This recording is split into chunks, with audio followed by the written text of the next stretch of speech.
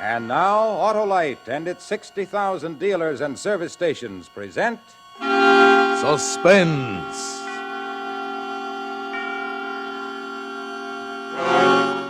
Tonight, Autolite brings you Mr. Danny Kaye in The Too Perfect Alibi, a suspense play produced and directed by Anton M. Leader. Friends, Autolite resistor spark plugs, the spark plugs with a built-in resistor, are fast becoming the most popular plugs in America. And no wonder, for when you replace your old narrow-gap plugs with wide-gap Autolite resistor spark plugs, you can tell the difference in your car. Your engine will idle smoother, you'll have better luck with lean gas mixtures, actually save gas dollars. What's more, thanks to this built-in resistor, Autolite resistor spark plugs cut down spark plug interference with radio and television reception. And remember, friends, only Autolite offers car owners and truck owners everywhere the sensational advantages of resistor-type spark plugs. So be right with Autolite. Switch to Autolite. And now, Autolite presents Danny Kaye in a tale well calculated to keep you in... Suspense. Prince Charming. That's what Jack called me. And when he said that, something clicked inside of me. I remembered how in fairy tales the good prince always married the princess. And they lived happily ever after. Yes, happily ever after. Except that first there was the ogre that had to be taken care of.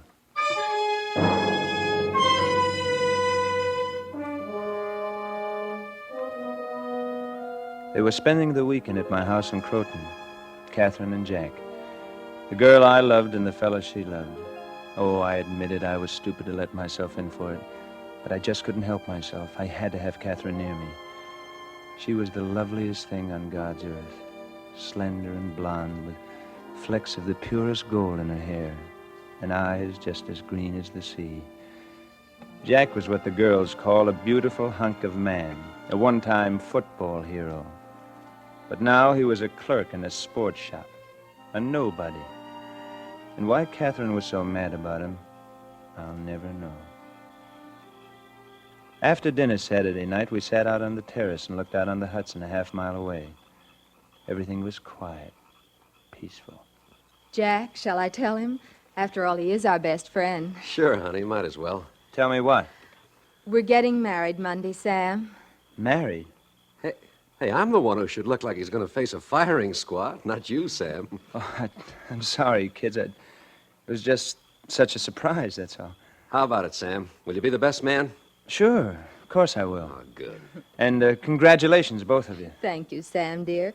You know, you're the sweetest, kindest, nicest, best-hearted person I've ever known. Well, she means outside of me, of course. Well, I do not, Jack Stewart. If it weren't for you, you big lug, I might even be marrying Sam on Monday. Hey. Say, I just thought of something. You like my place up here in Croton, don't you? Like it. We love it. Well, then it's yours. Wait a minute, Sam. I'm giving it to you for your wedding present. Oh, Sam. You always pick up the check, don't you? What do you mean, Jack? Everything you do makes me look cheap. You give Catherine a job and pay her twice what I make. You give us free theater parties, free dinners, and free weekends in the country. Now you want to give us a free house. Now, look, Jack, you've got me all wrong. I just want to give you kids a good start, that's all. I want you two to be happy.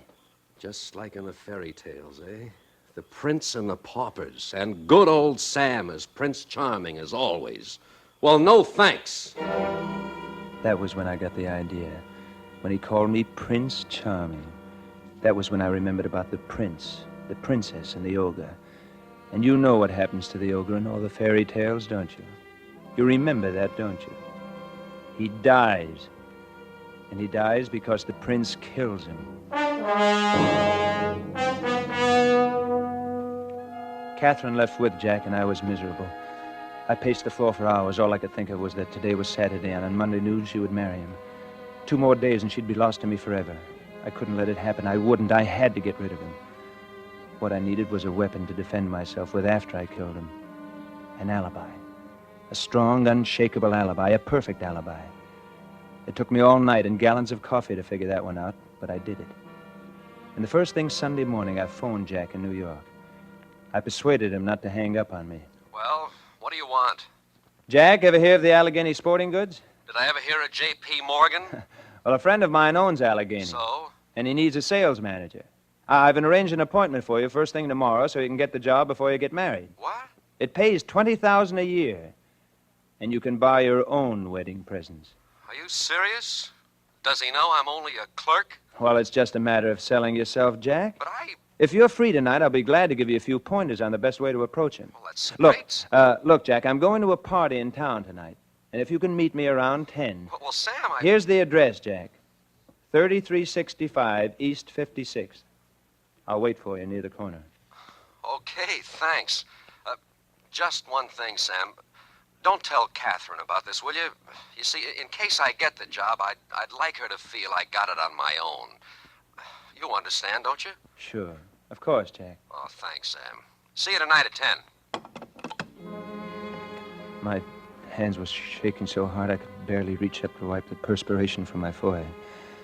I was scared stiff. I was frightened because I had intended to ask him to keep it a secret from Catherine. Instead, he'd asked me. Everything about my alibi was working out perfectly. I drove to town. I went to the State Street ticket office and bought a ticket for the Staten Island ferry.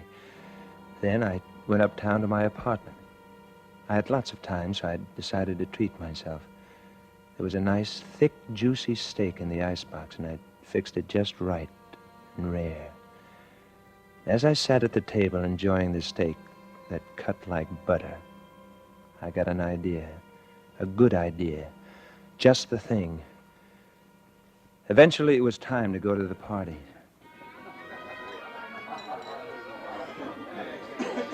Why, Sam Rogers, where you been keeping yourself all summer, you dog? Running is still on my mountain up in Croton. Hi, Sammy. Hi. I spoke to everyone I knew and a few people I didn't know. I made certain that practically everybody saw or talked with me sometime during the evening. Hello, Sam. Where are you rushing off to, Frank? Hey, want to hear the 9 o'clock news? Oh, the news? Do you mind if I join you? Not at all. Come along. We listened to the news until 9:15. Then I got involved in an argument over Soroyan's new play. Of course he's mad, Sam. That's why he's so wonderful. Before I knew it, it was time. 1 minute to 10. I slowly smiled my way toward the door and edged my way out of the noisy crowd without anyone noticing. I walked casually through the open door. Once outside, I quickly walked away from the house toward the corner. I stopped under a tree where it was dark to wait for him.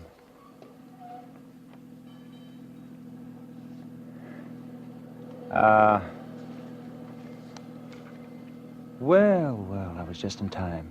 A car turned the corner. I stepped out to flag it and froze. It was a police squad car. Hey, why don't you watch where you're going? My face was drenched when I stepped back on the curb. For the first time, I realized how easy it would be to make a slip. This time, I made sure it was Jack's car before I stepped out. Park here, Jack, under the tree. Huh? Okay. Sorry I'm late, Sam. The ferries were jammed. And on top of that, I had an argument with Catherine. And... Oh? What about? Oh, the usual, you know. First, she brought up your house again, then she was jealous about some girl I kidded with on the beach this afternoon. Didn't mean anything, but you know Catherine. We practically had a slugging match in the restaurant. She'll be over it by morning. Which reminds me, Sam, I'm awfully sorry about the way I blew my top last night. Oh, that's all right. You're still going to be my best man at the wedding, aren't you? Oh, sure, Jack. I'll be your best man. Oh, that's wonderful. Catherine was right, Sam. You are the nicest, sweetest guy we've ever known. Oh, forget it, Jack. Now, suppose we sit in the back seat of your car and talk about your new job.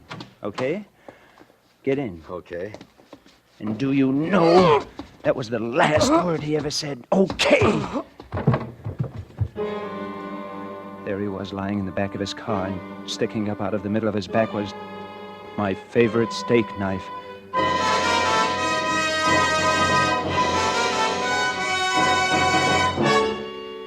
For Suspense, Autolite is bringing you Mr. Danny Kaye in radio's outstanding theater of thrills, Suspense.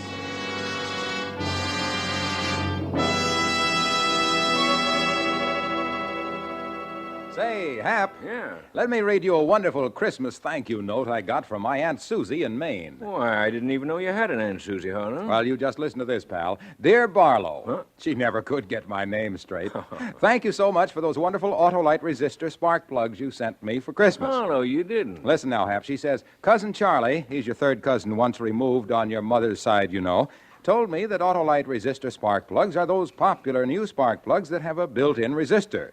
And he said they have an extra-wide gark spap. What? She means spark gap, of course, that helps make your car run slick as a kitten on skis. I see where you inherit your famous figures of speech, Harlow. Let's see. So Cousin Charlie replaced my old narrow gap plugs with my new wide gap Autolite resistor spark plugs, and right away I could see what makes people rave about them so much. I declare my car idles smooth as silk, runs better than a scared jackrabbit with a tailwind.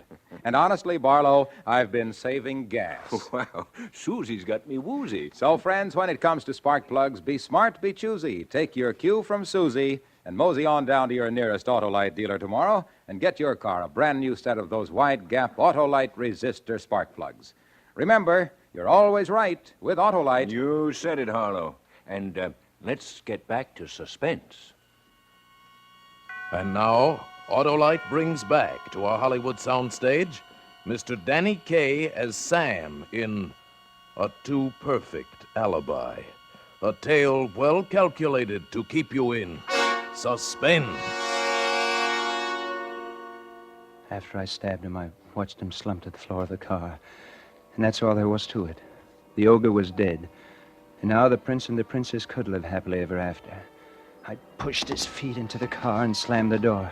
I locked the car with the keys I found in the ignition and put them in my pocket. Then I eased myself back into the house. I picked up the thread of conversation just as if it had never been broken. Well, that's the name of the game, kid. Gin. You never should have held on to those two kings, Johnny boy. Okay, Sam. Suppose you stop kibitzing and play this card shark yourself. He's got those things hypnotized. Well, just step to one side, John, and I'll show you a few tricks an old yogi named Gunga Jin once taught me. I can do it. I played gin all evening with Frank Bostwick. And though I never did like him very much, somehow I felt warm and friendly towards him now. Good night, darling. Then around 12-ish, the party broke up.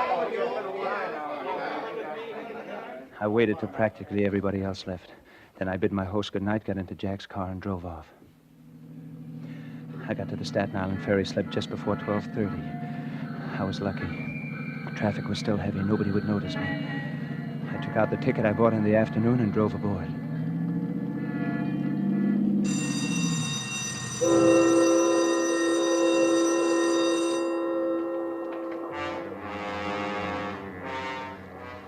A moment later, we started across the bay. I could breathe again. I checked off another point in my alibi.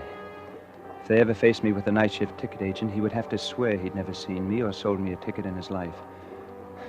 It was so easy, I felt like laughing. I turned and looked at him lying on the floor in the back. He wasn't fighting me anymore. My alibi had him beaten all the way down the line. Suddenly, two things happened to me at once. I saw the knife sticking out of his back. Have your tickets ready, please. The ticket collector. I'd forgotten about him, too. I couldn't afford to have anyone remember me on this boat, and I had to get rid of that knife. I had to act fast. In spite of the sick feeling in my stomach, I leaned over the seat and yanked the knife out of Jack's back.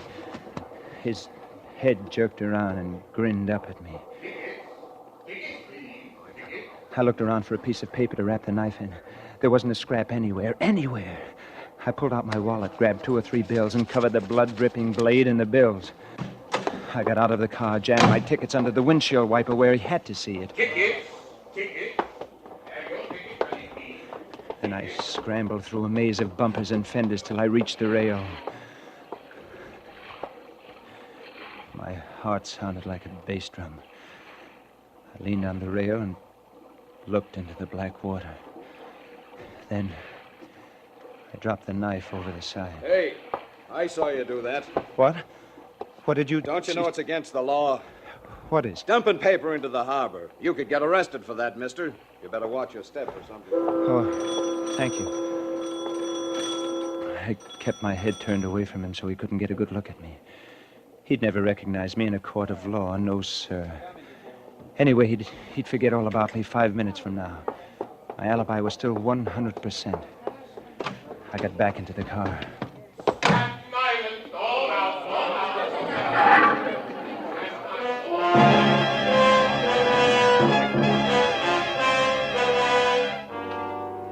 When we landed, I drove a few blocks inland. I left the car in front of a house and walked back to the ferry. By the time I got home, an hour later, I'd lost all my fears. I felt wonderful again. I went right to bed and slept soundly for the first time in weeks. I slept so soundly, in fact, that they stood there ringing my bell for 5 solid minutes before they woke me up. I opened my door and saw 2 detectives standing there with an invitation to visit Inspector Vanelli of the New York Homicide Bureau. Then I remembered about last night.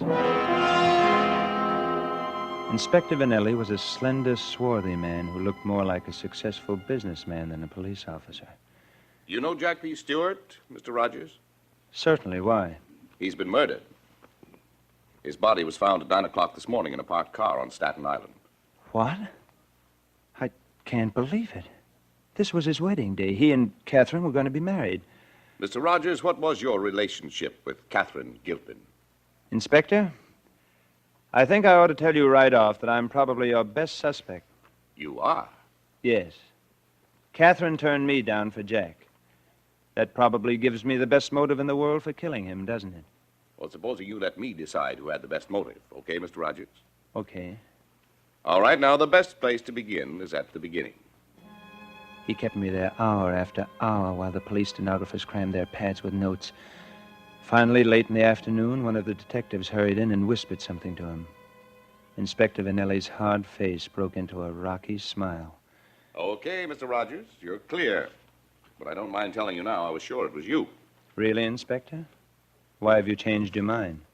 Well, we have 35 affidavits from responsible people swearing that you were at a party between 9:30 and 11:30 last night. And that's when Stewart was murdered.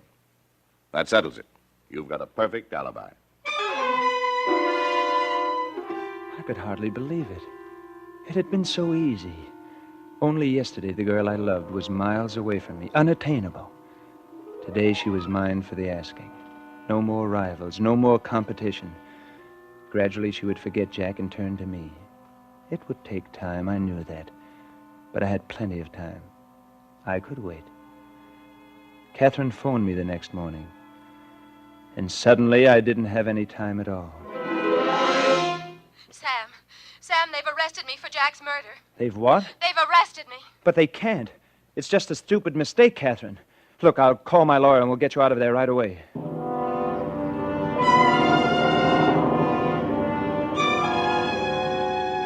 But we couldn't. In New York, you can't bail out a person accused of murder. What could they possibly have on her? It was ridiculous. But the thought of Catherine in prison was pure torture for me. My attorney suggested I retain Simon Blade, the shrewdest criminal lawyer in the state. Blade investigated every detail of Catherine's story. Finally, after 2 of the longest weeks of my life, he called me in. All right. Now, here's the district attorney's case, Mr. Rogers. She and her boyfriend had an argument in a public place, a restaurant. They argued about 2 things. 1, she wanted to take your country house for a wedding present, but he didn't. 2, he made a little goo-goo eyes at some blonde on the beach, and she burned up. She tells him he's cheating on her. So then he burns up. He tells her to go marry somebody else and walks out. Yes, but how do the police know all this? They have witnesses, Mr. Rogers, witnesses. Now, she says that after the fight she went home alone and cried on her bed. But the DA says she ran after the boy, rode out into the country with him, and stuck a knife in him for calling off the wedding. Her word's as good as his, isn't it? Certainly, and she's prettier than the DA, too, but, well, I'm not finished. It seems that the management of the restaurant bought 24 new steak knives that week. Steak knives? Yes. The girl and the boy had steak for dinner, and the next morning one of the new knives was missing. The police took a sample knife down to the morgue, and it makes a perfect fit with the stab wounds in the cadaver's back. Now, all we have is her word that she didn't do it. And there's only one person in the world who can prove that she's telling the truth. Who? A corpse with 3 holes in it.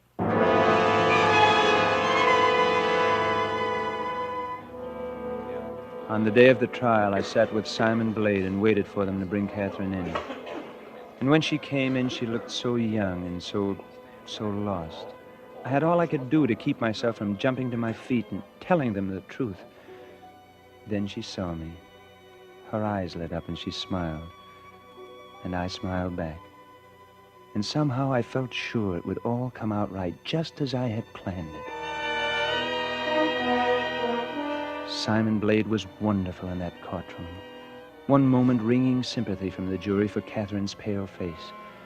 The next frankly exploiting her sex with a knowing eye. And when he strutted before a terrified witness, his barbs always hit the bull's eye. And how did you know, sir, that the knife was missing from your restaurant? We counted. We counted them and found one was missing. You count your silver, huh? Yes, sir. What's the matter, Demos? Don't you trust your customer? Blade forced Demas to admit that customers walked off with knives, forks, and spoons every day, that several persons had stake that night, and that anyone might have taken that knife. Everything was going along fine. And then, the district attorney exploded a surprise in our laps. Do you recognize this handkerchief, Miss Gilpin? Yes, sir. It's mine. It's yours. And would you please tell the jury what made these stains on your handkerchief? Blood. Blood? They're blood stains. But you mustn't Blood. think... Whose blood? Jack's. It's Jack's blood. But I'm not guilty. Order! Order in the court. If there are any more such disturbances, I shall order the courtroom cleared. Proceed, Counselor. So, Miss Gilpin, you admit this is the blood of Jack Stewart? Yes, he had a nosebleed. He always had them when he was excited. I loaned him a handkerchief. A very convenient explanation. Shall I tell you, Miss Gilpin, what I think the real explanation is? I think you stabbed Jack Stewart. No. Then in your jealous rage, you struck again and again. No. Then, calmer, you noticed that your hands were covered with blood. His blood. No. You wiped them on the handkerchief. This handkerchief, Miss Gilpin. No. And went to dispose of the body. No!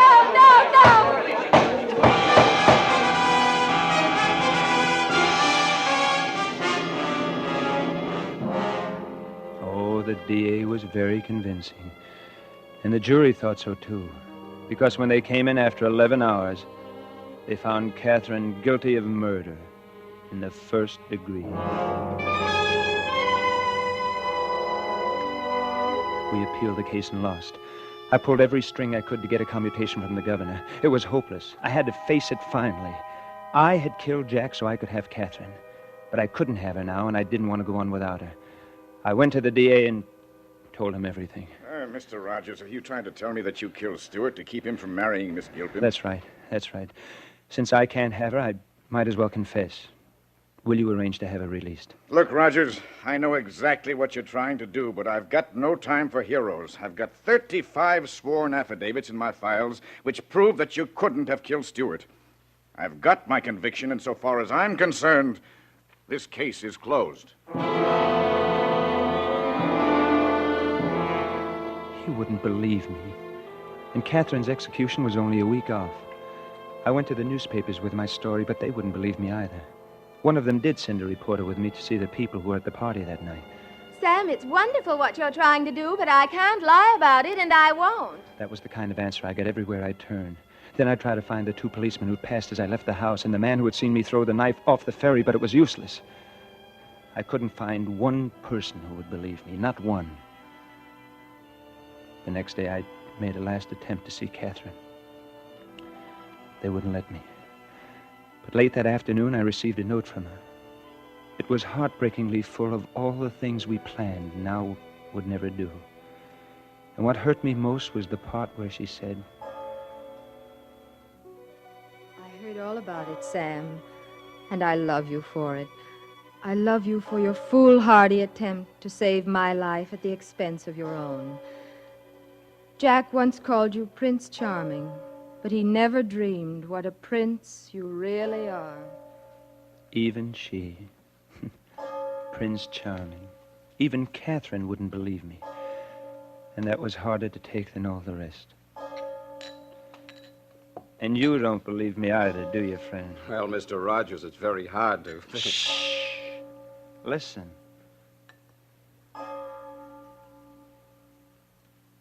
It's 12 o'clock all over again, isn't it, Joe? Why don't you go home like a good fellow, Mr. Rogers? I can't sleep, Joe. I just can't sleep. How can I sleep where nobody will believe me? Joe, why do the innocents always suffer in this world? Catherine was innocent. Why did she have to suffer? Oh, you got it all wrong, Mr. Rogers. The innocents don't suffer, but the guilty, they're the ones. Take you, for instance. Supposing you really was guilty of Jack Stewart's murder, and supposing she paid for your crime, why, you'd have 2 lives on your conscience this very minute, Mr. Rogers. And you'd have been suffering for those 2 lives ever since the night she went to... Yes, you're right, Joe. You're right. It is the guilty who suffer. Say, Joe, how about that fella? Him? He's been coming in here these 10 years now, telling the same story to anybody who listened. 10 years? Sure. And where do you suppose he's gone now? Another bar, most likely, to pick up a conversation with somebody else like you and live through it all over again. But about what he said, do you really think he killed him? Mr. Rogers? Him? Not on your life. Why, he's a prince of a guy.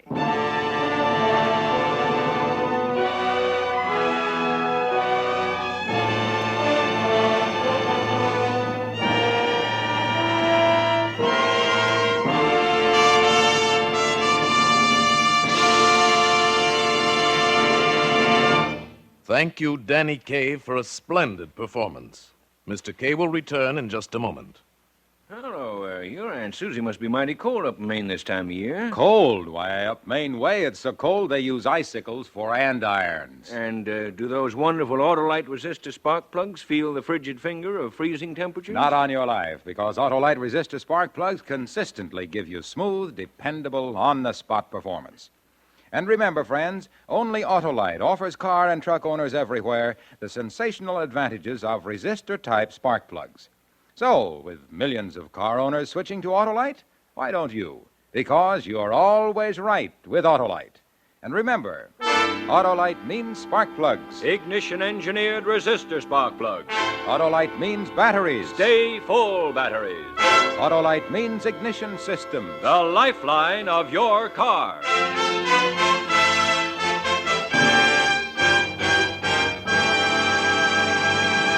And now, here again is Mr. Danny Kaye. Thank you very much.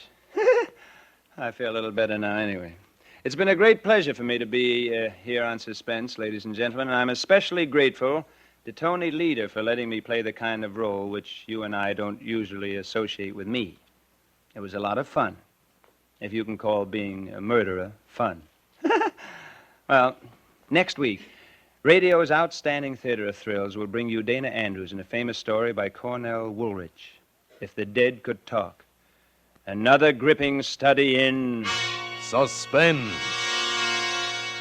Danny Kaye will shortly be seen in the Warner Brothers Technicolor production Happy Times. Tonight's suspense play was written by Martin Stern with music composed by Lucien Moraweck and conducted by Lud Gluskin. The entire production was under the direction of Anton M. Leader. In the coming weeks, Suspense will present such stars as Robert Montgomery, Fibber McGee and Molly, Ronald Coleman, Jane Wyman, and James Mason. Make it a point to listen each Thursday to Suspense, radio's outstanding theater of thrills. And next Thursday, same time, hear Dana Andrews in Cornell Woolrich's If the Dead Could Talk. Remember, you're right with Autolite. So switch to Autolite. Good night. This is CBS, the Columbia Broadcasting System.